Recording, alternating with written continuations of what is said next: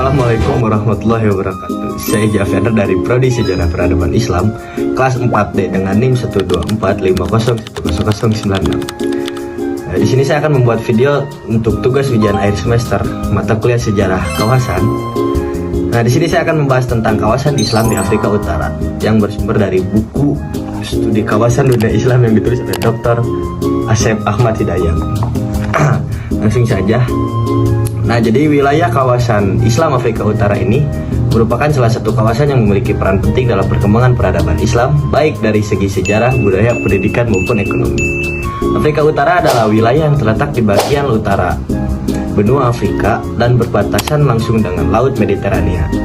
Negara-negara yang termasuk dalam kawasan ini adalah Maroko, Aljazair, Tunisia, Libya, dan Mesir. Nah, sebagian besar penduduknya beragama Islam dengan mazhab yang paling banyak dianut adalah mazhab Maliki, sementara di Mesir mayoritas mengikuti mazhab Syafi'i dan Hanafi. Bahasa yang umum digunakan adalah bahasa Arab, meskipun terdapat juga bahasa Berber atau Amazigh yang masih digunakan oleh masyarakat setempat.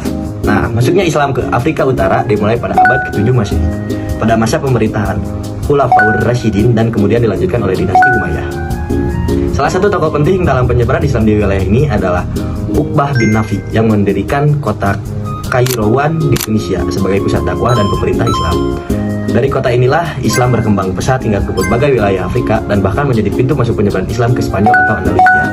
Dalam bidang pendidikan, Afrika Utara ini memiliki sejarah yang sangat gemilang. Di Maroko terdapat Universitas Al-Qarawiyyin yang didirikan pada tahun 859 Masehi dan dikenal sebagai salah satu universitas tertua di dunia yang masih beroperasi hingga saat ini. Nah, di Mesir juga terdapat Universitas Al-Azhar yang menjadi pusat pendidikan Islam terbesar dan telah melahirkan banyak ulama dari berbagai negara, termasuk Indonesia.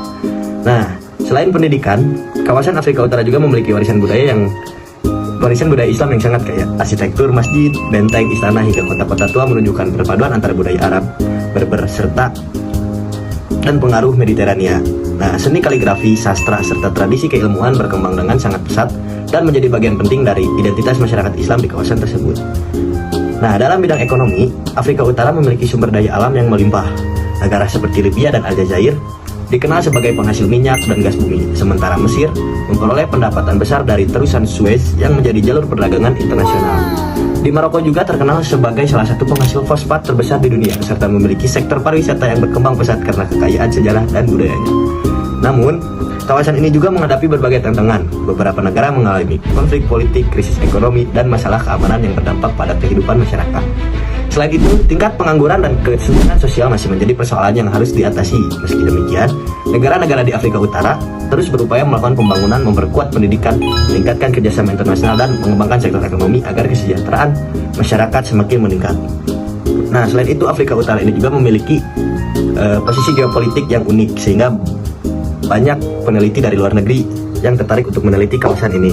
Salah satunya di Jepang. Di Jepang itu ada institusi yang bernama Alliance for Research on Mediterranean and North Africa atau disingkat ARENA. ARENA ini didirikan pada bulan April tahun 2004, tepatnya di Universitas Tsukuba. Nah, ARENA ini menggabungkan antara keunikan geopolitik Afrika Utara dan sains modern. Nah, kajian yang berfokus ini pada kawasan Afrika Utara dari kawasan Mediterania hingga Sahara, termasuk Mesir, Libya, Tunisia, Aljazair, Maroko, dan Mauritania. Lembaga ini juga fokus utama kajiannya itu ada di bidang biosains, lingkungan dan energi, humaniora dan ilmu sosial, teknologi informasi dan komunikasi, dan inovasi. Nah, program ini didasarkan pada pemikiran bahwa kawasan Afrika Utara ini memiliki latar belakang sejarah budaya tersendiri berdasarkan posisi geopolitiknya. Nah, menurut kajian ARENA, kawasan ini menghadapi berbagai tantangan dalam hubungan internasional kontemporer yang rumit terkait dengan masyarakat, ekonomi, dan pembangunan pendidikan. Nah, jadi arena ini memiliki tujuan untuk membantu mencapai solusi yang lebih realistis dan praktis dari masalah yang muncul dan memberikan kontribusi yang gigih kepada masyarakat internasional dengan mengembangkan kegiatan penelitiannya dengan pemahaman dan pertimbangan yang mendalam melalui pendekatan interdisipliner dan dari berbagai sudut pandang ilmu pengetahuan alam dan sosiologi yang berfokus pada kawasan tersebut. Nah, mungkin sekian yang bisa saya jelaskan. Mohon maaf segala salah. Terima kasih. Wassalamualaikum warahmatullahi wabarakatuh.